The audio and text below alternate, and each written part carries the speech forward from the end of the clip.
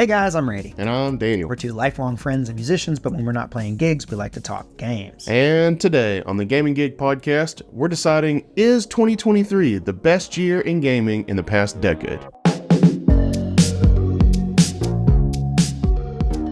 2023 has been a really great year in gaming so far. We're only halfway through, and a lot of people out there are saying that this year is one of, if not the best year in gaming that we've had in quite some time. Yeah, Maybe it's pretty ever. hot. It's pretty hot. It's a pretty hyped year. I'm not going to lie. Yeah. I'm having a good time with it. I wanted to see what people thought about this, so I put out a poll kind of like asking about some of the more recent years in the past decade or so that had some really great games come out, and I wanted to see if people really did think 2023 was stacking up to be, better than, say, 2017 or 2013, which are both years that people consider to be some of the better years in gaming. Yeah, so those are the 3 years that we highlighted, and at 28%, people said 2023 is the best year. At 48%, people said 2017. That's a strong one. And at 24%, people said 2013. Right. Now, obviously, 2023 is not over yet. Nope. So we still have games that are, upcoming games, some things that could be great. Spider-Man 2 comes to mind. Starfield. Starfield, yep. And Nintendo's putting out a new 2D Mario game, Super Mario Bros. Wonder. Mm-hmm. We have Forza Motorsport, which is going to be a big Xbox game. Mm-hmm. Super Mario RPG Remake. Mm-hmm. Pikmin 4, Alan Wake 2, some fighting stuff. MK1. Mortal Kombat 1, potentially Tekken 8. We don't know yet because that hasn't been released in terms of what day they're... Tekken 8's been saying 2024 for a while. Oh, they have been? But they haven't given a date. So, I mean, I don't think it's impossible that it ended up being like holiday 2023, but I don't expect it. I thought that was like a winter game or something. They just hadn't said if it was going to be this year or next year. But I'm not really plugged into Tekken. I hope they do say that. Because I really want to play that. So I think it's interesting that already 28% of people were saying, yeah, 2023 is like the year I choose. And it is a pretty great year. Obviously, let's read some comments before we go into it, because I got some ideas here. Mm-hmm. So we have a comment from CV, I don't know how to pronounce this. Savogstrom 1 said, I just bought and am finishing Breath of the Wild this year, so I get to play Tears of the Kingdom right after. I'll take 2023. That's a strong one. I mean, Tears of the Kingdom is obviously, I think, the catalyst, or at least the big reason that a lot of people are thinking that 2023 may go down as being one of the best years in gaming. Mm-hmm. It's the game. It is the game. It is the game. But we've also got some pretty cool things, like Metroid Prime Remastered came out, and that got, very widely acclaimed. Mm-hmm. And also Resident Evil 4 Remake, two kind of takes on older games that... Dead Space as well. Oh, yeah, Dead Space. Dead Space Remake. Yep. For me, Street Fighter 6 has been huge. Mm-hmm. There's a lot of strong games. I mean, we're both doing Final Fantasy 16 right now. Mm-hmm. I'm playing Hi-Fi Rush right now. We got Hogwarts Legacy, which for a lot of people was a huge game. I really love that game. And I know a lot of people that was like the most hyped game, for in quite a while. Mm-hmm. A lot of people were super excited about that one. We got some pretty cool VR stuff this year. So far, we've gotten Horizon Call of the Mountain, which was a big, the launch title for the PSVR 2. Mm-hmm. We got Moss Book 2, which people loved. I love that game. Let me see. There was another VR. Oh, Gran Turismo 7 got a VR mode that was loved. That's pretty cool. That would be fun. Oh, yeah. I really want to play a racing game in VR sounds fun. That's something I've never done. I really want to try that one. I still haven't gotten my hands on a copy of Gran Turismo 7 yet. Mm-hmm. Yeah, that sounds fun. Time. Yeah, we also got Jedi Survivor, which I'm still waiting on, but you played it, and we had some other friends that played it, and everybody said it was pretty good. And we're getting Starfield. I can't wait for Starfield. Right. So, I don't know. There's a lot of great stuff this year. I think that if Starfield and Spider-Man 2 deliver, the argument for 2023 being one of the best years ever for gaming, I think it's a solid argument if those games really pull through. Well, I think it's cemented as one of the best years already. Yeah. And just the fact that we have, I mean, who knows? I mean, Super Mario Bros. Wonder could come out and be one of the best 2D Marios of all time, and then we're like, then really the argument comes around, Let's be honest here. Everything could flop, and we got Tears of the Kingdom, and we'd still be talking about this. Right. because we have a comment here from like Tatiana. Mm-hmm. No, that's not Tatiana. It's Titania. I did this last time. I added an extra letter in there. You did do the same. I'm sorry, Titania. You have a diamond as your picture. Shine bright like a diamond. And the comment says, Tears of the Kingdom is peak gaming. Yeah, it is.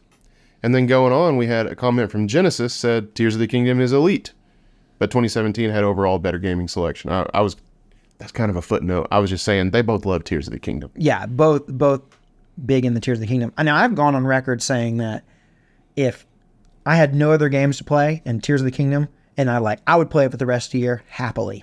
Yeah, it's amazing. It would keep me totally busy and everything I could want out of gaming from that one game. Mm-hmm. We have a friend who's gotten every light route, and I'm in awe of his dedication. He will 100% Tears of the Kingdom. Mm-hmm. He did it with Breath of the Wild. He will do it. I will not. No, I won't either. I have put down Tears of the Kingdom. I finished the game. I finished the main story. Credits rolled, and I would love to go back and play it. But there's so many games that I want to play, and it just happens that this year is totally stacked. Yeah, that's kind of where I am. I got to a point where I had to kind of mainline the main story, mm-hmm. and once I rolled those credits, I was like, okay, it's time to play Street Fighter 6. And now I'm playing a bunch of stuff. You just mainline the main stories, went in and just did it. Well, not from the beginning. At the beginning, I was very distracted. I'd be curious to see our hour comparison. I wonder, do you know how many hours you have? Probably around like the 60. Yeah, I have about 60, 65. So yeah, we probably played at a similar pace, similar clip. Eventually at the end, I did, finish the game, but I never any point just like mainlined the main story. I just never did it. I just very slowly trickled it in over a lot of getting distracted by a lot of things. So it's just the way it is. So, Genesis here said 2017 had an overall better game selection. So we're going to talk about 2017. I'm not laughing at Jim, laughing at my kitties in the other room. Yeah, they're playing in there. Yeah. We'll talk more about 2017 now. But before we do that, I want to plug our Twitch for you guys. If you didn't know, we stream on Twitch Tuesday, Thursday, and Sunday nights at 8 p.m. Eastern. That's right. On Tuesdays, we do Super Smash Bros. Ultimate. On Thursdays, we do Rocket League. And on Sundays, we've done a bunch of things, including a lot of Sea of Thieves. And I think we're going to shake that one up again. So I don't know what's coming on Sunday. In fact, today's Sunday, and I don't know what we're going to play. We're going to find that out. It'll be a surprise to everybody. In my heart, I'm thinking it might be Mario Kart. It just might be Mario Kart. That would be fun. That would be fun. So let's talk about 2017 now, because 2017 has, since 2017, I always hear people talking about how that was like one of the best years in gaming ever, and it won our poll. So obviously, people think it, but it is the most recent year besides the current year that we've had a really great year for gaming. Mm-hmm. So do you want to talk about it first, or do you want to hit the comments first, Randy? Let's hit a comment or two. All right. So we got a comment from Hypernova Gaming Station 6669, who said, come on, 2017 was the best year for games, hands down. I mean, now I think the reason that people think 2017 comes down to really, there's a lot of really great games, and we'll get into what games came out in 2017. Mm-hmm. But I think the two that really made 2017 the best year of gaming of all time for a lot of people was Breath of the Wild and Mario Odyssey. That's a hot take there, Coyote. Those are two of the highest rated games of all time. Both came out on the same system at around the same time. Yeah. And a launch year for the Switch. Those two games made the Switch what it is now. It made that year what it is, and they saved Nintendo in a lot of ways. Yeah. I think you could just say 2017 Switch. Mm-hmm. And that's enough. Like enough said, But obviously, we got another Zelda game. There's a theme here. Mm-hmm. And then Odyssey is one of my favorite games ever. Mm-hmm. So, yeah, you can't say anything other than those games are straight up bangers. But then going down the list, we also got things like Horizon Zero Dawn, Nier Automata, and Cuphead. Yeah. Also Hollow Knight. That one's huge. Yeah, there were a lot of really good games that came out that year. It's a good year for indies. Yeah. Absolutely. Just Cuphead and Hollow Knight, that's a good year. Mm-hmm. And there's What Remains of Edith Finch, too. That's another one. What year? I'm just curious here. What year did Hades come out? Hades was like 2018. 2018, yeah. Okay. I was thinking 2019, but yeah, 2018 was later. 2018 was another great year in gaming. I saw some comments being like, people forget about 2018. 2018 was a great year. I mean, Red Dead 2 came out in 2018. That was a pretty big one. Yeah. There was other stuff too. That's a little bit of a big one. Yeah. So, I don't know. Mr. Foxhat said 2017 because we got more genres than just RPGs / open world stuff. We got 2 adventure games with very different play styles, that being Breath of the Wild and what's the other? Oh, Horizon Zero Dawn. A JRPG, Persona 5. That's a really great one. I haven't played it yet, but I know a lot of people love it. And one of the best 3D platformers, meaning Mario Odyssey. So those are, Yeah, I mean, I can't disagree. I really want to play Persona 5. That's a game that I've owned forever, and I really, really want to play it. I don't think that's a game that I'm going to play. It just seems too long, and that's the reason I haven't played it. the things that I don't like about Fire Emblem Three Houses, people say is similar to Persona. So that's why I don't think that game's for me. But I'm glad people like it. People love it. But this, it is kind of funny to me that Foxhat says, we got more stuff besides big open world RPGs. But we also got Breath of the Wild and Horizon Zero Dawn, which are like, Breath of the Wild is like the open world game, Yep. So, And Horizon Zero Dawn was also a big open world game. but he's right. We do have a lot of variety here. Cuphead itself is enough to throw off a trend. Oh yeah. Nier Automata, Nier Automata was technically an open world game, but it didn't feel like it. It was one of the smallest open world games. The map was very tiny. yeah. That game's about the story, it's not about the exploration necessarily. Yeah. There is definitely some aspects of that, but it doesn't feel like a traditional open world game. I don't know. I think the selection in 2017 was great. It was absolutely great. Yeah. All right, we got a comment from Black Hawk 3652. Said 2017 was so good that my entire top 4 games of the year didn't even make it into this graphic.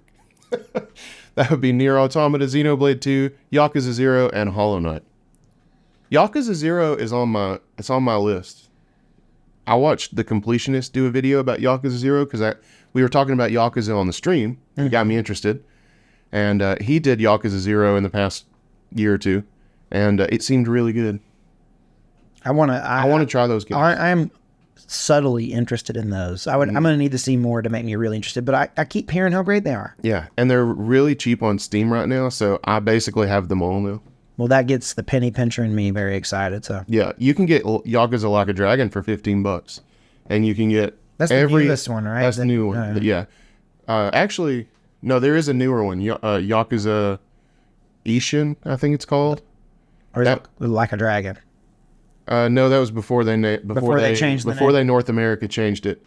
Yeah, but Like a Dragon is the biggest new one. But then you can get like the Yakuza Collection, which has almost every other game except for the one I just mentioned, for like $15-$20 as well. So you can get them all for like $30-$35.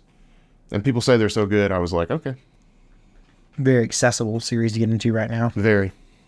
We got a comment here from Vladic87 who said, just replace Horizon with Nier Automata and 2017 is perfect. So that's being like, you got Breath of the Wild, Mario Odyssey, Nier Automata, and then Persona 5. That being the in the graphic. They're talking about the graphic. In the graphic for the perfect lineup. Nier Automata is personally like one of my favorite games of all time. Love that game. So I agree with you. Of course, Horizon Zero Dawn was something that ended up being huge for Sony, and a lot of people loved it. Gone on to play those games. I did enjoy it quite a bit. You ready to talk about 2013? No. No? What do you got to say about... I know what you're going to do. I want to plug the Discord, Randy. So we have a Discord server. It's called Gaming Gig. I bet you couldn't have guessed that. And it's a slow but steadily growing community of mostly rabid gamers. Like they're foaming at the mouth and stuff, but they're good folks. So click the link in the description of this video and join the conversation over there. Come foam in the mouth with us. All right, let's talk about 2013. I got 2 comments here that are basically sharing the same sentiment. The first one is from Casey the Batman, who says, I missed 2013. That was peak gaming for me. I just wish I could go back to simpler times. And then Nico, the Source Kid, said, I never realized this as a kid, but I wish I could go back to 2013 and relive the days of playing Minecraft on the Xbox 360 with my siblings. 2013 was the best for gaming. It was truly a simpler time. Oh, I miss those days. Cry, cry. Yeah, I agree that I miss those days because they were simpler times. And today is anything but simple. But were the games in 2013 peak gaming? well, I think looking at this list, there's certainly some awesome stuff. So maybe I can certainly see the argument. Part of me even says yes. But I just want to, as a footnote here, if you're missing a game that harkens back to simpler times, you should check out Hi-Fi Rush. Because I'm playing it now, and it does exactly that for me. It reminds me of old video games. I want to try that one. Yeah. So another point for 2023. But anyway, Yeah. let's go back a decade to 2013. Obviously, the big ones. GTA 5, The Last of Us, Yes, Law. Super Mario 3D World on the Wii U, BioShock Infinite. I know that one was a little... I didn't play Infinite. But People loved it. People hated it. played the other two. It was very highly reviewed, but you know, not all fans were as big a fan. Yeah.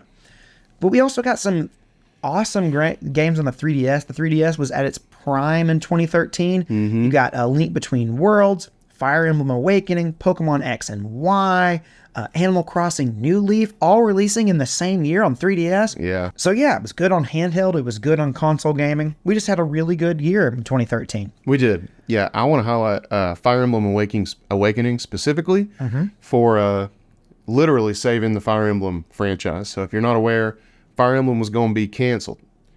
And they made Awakening, and they were like, you know what, if this game does all right, fair enough, we'll keep you around. And it did great. So thank you, Awakening, for saving a franchise that I love. And I love that game. Oh yeah, apparently it's great. We did a poll not too long ago talking about it. People love that game. It's a banger.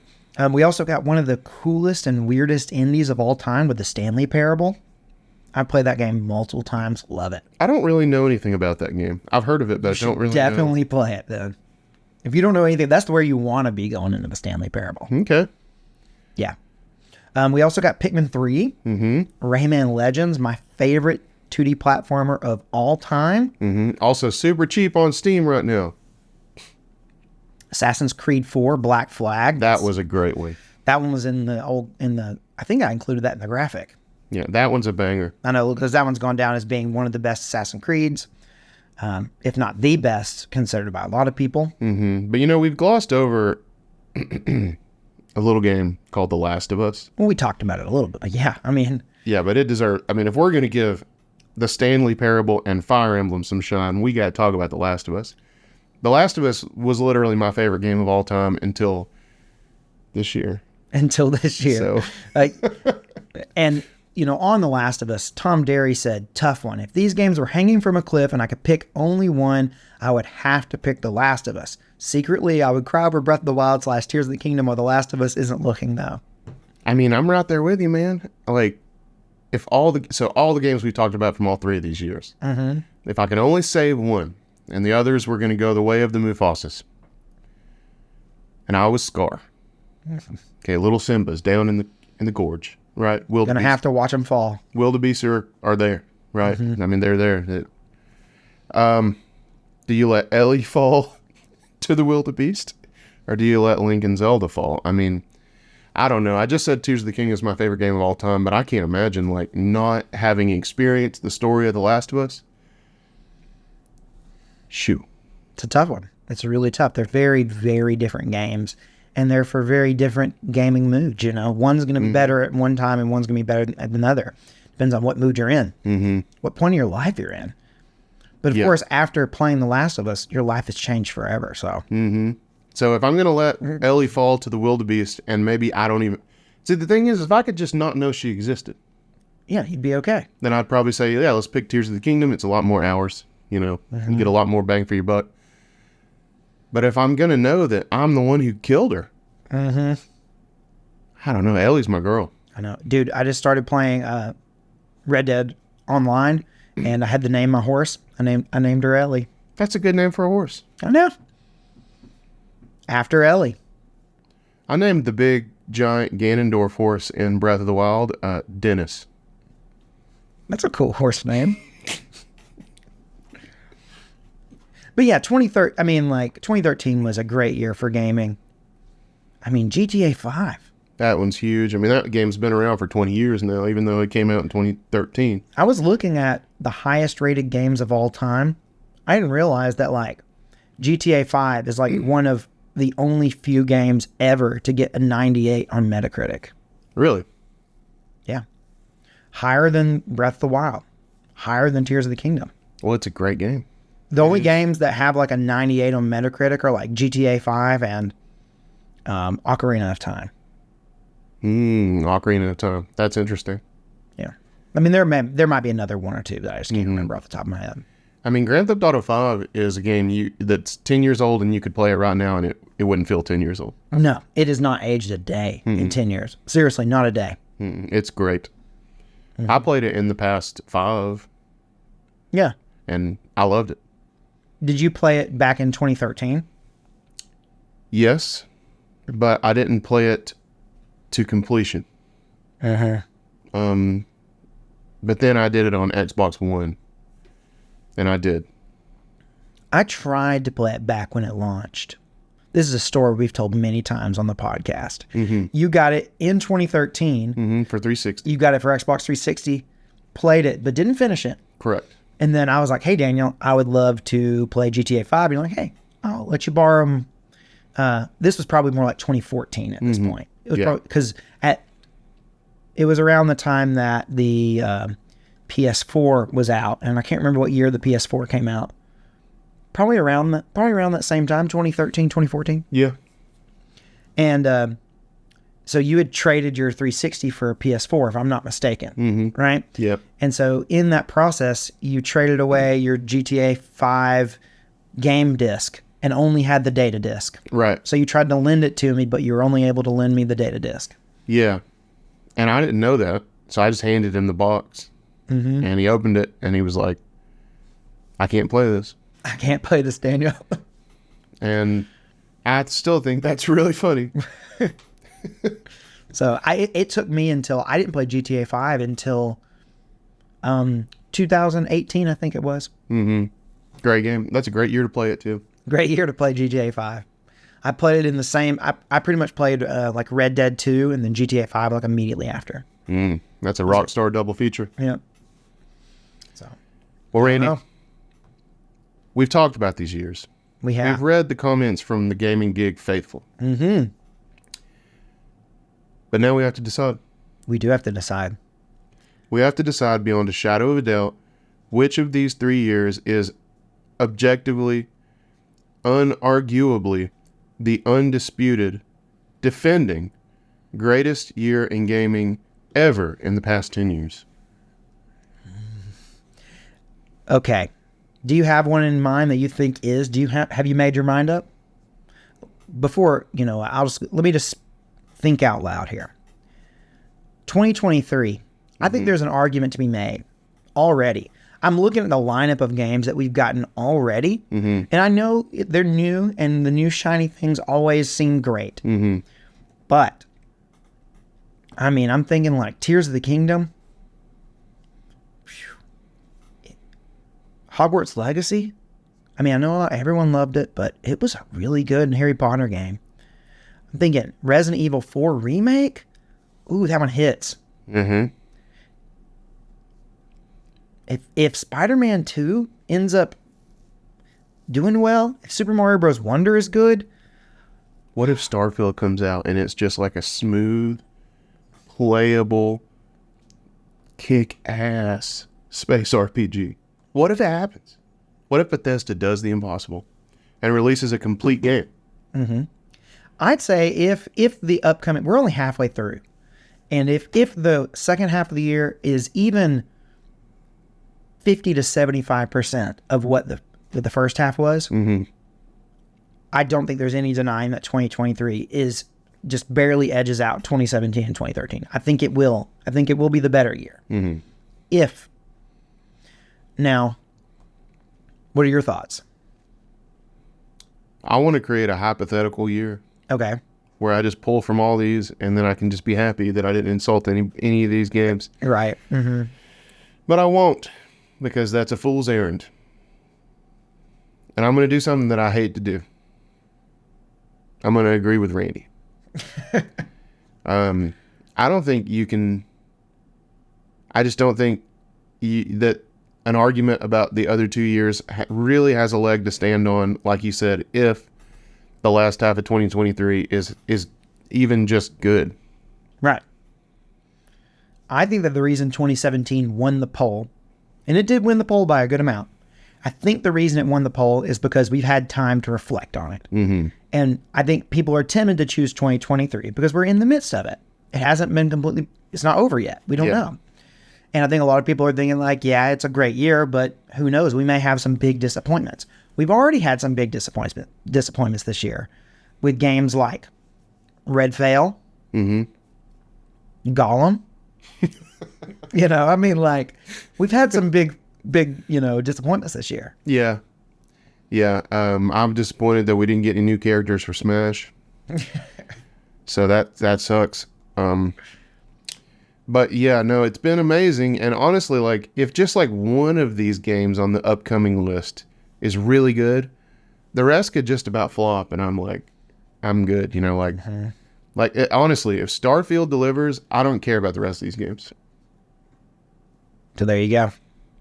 I don't know. It's a tough one. It's a really tough one. I have been in the mindset that 2017 was like the best year for gaming. Mm-hmm. It was the year that really turned me around and made me back into being a full-fledged gamer again. So I can't, I don't want to downplay that.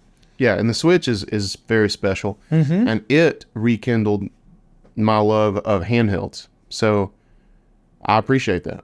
Did you hear that the Switch just had its best June in, I think it was in Japan, the best-selling June of its entire life? It just had the best. Of course it did. And it's insane. It was like its 7th June, and it was the best June it's ever had. Because Nintendo don't stop. Yep. Nintendo don't stop. This was the year of me getting into fighting games. Mm-hmm. And it just happened to cap off with what's probably going to go down in history as one of, if not the best fighting games of all time, was Street Fighter 6. So.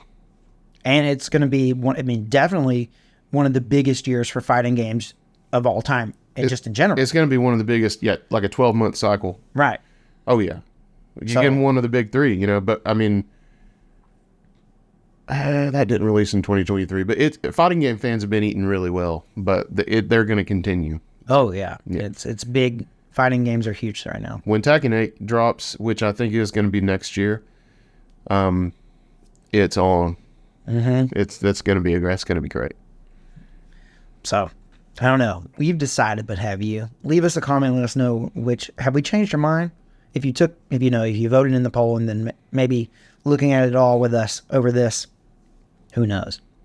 But we appreciate you hanging out with us throughout this entire podcast. You made it to the very end. Mm-hmm. And so we want to thank you in another way by shouting you out at the end of the next podcast.